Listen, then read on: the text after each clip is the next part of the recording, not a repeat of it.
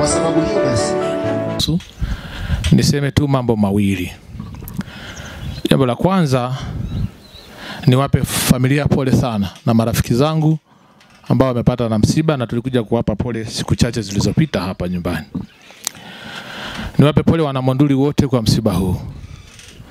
Lakini jambo langu la pili ambalo siwezi kuliacha kulisema, na ndio umekuwa ujumbe wangu siku zote, huu pia ni mwaka wa uchaguzi. Lakini nawaomba watu wa Monduli sana, kwa namna yoyote ile itakavyokuwa, tusikubali kuigawanya wilaya hii. Ndio kusema wakati mwingine, leo sisi ndio wazee wa hii wilaya.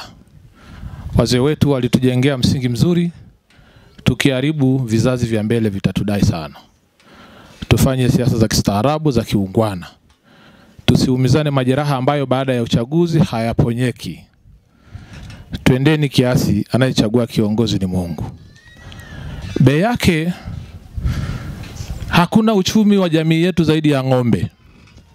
Na siku hizi wametokea madalali wa ardhi, wanauza kila mahali, wanagawa kila mahali.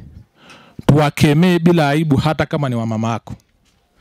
Tusikubali hata dakika moja kupoteza hata nusu mguu ya malisho ya mifugo. Tukikubali hilo, tumepotea sana. Sisi wengine tumezunguka, lakini nataka niwahakikishieni, maisha yetu bila mifugo hayawezi kusogea. Ndio tunaanza hatua za kusomesha watoto. Hatuna uchumi mwingine zaidi ya mifugo. Na mifugo haiwezi kustawi bila ardhi, wala haiwezi kustawi bila malisho. Tusikubali kuungana na kiongozi yoyote anayehujumu. Sisi wengine kwa miaka tuliokaa, hatukuwahi kushiriki kuuza hata mguu mmoja wa ardhi ya wananchi wa Monduli. Iwe kwenye kijiji, kwenye kitongoji, mahali popote, tusikubali. Na tusinyamaze, tuwakemee kwa nguvu na kwa sauti kubwa. Mkikubali kutopoteza ardhi hiyo, tumeisha. Mwisho, wako watu wanafanya kila namna, wanazunguka kule na kule, kwa sababu ni wakati wa kugombea.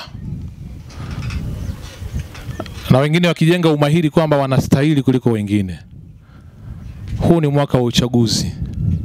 Tuwatazame kwa macho mawili na tuangalie nia zao. Alafu tuitazame Monduli, tuitangulize kabla ya kufanya maamuzi, na Mungu awabariki sana.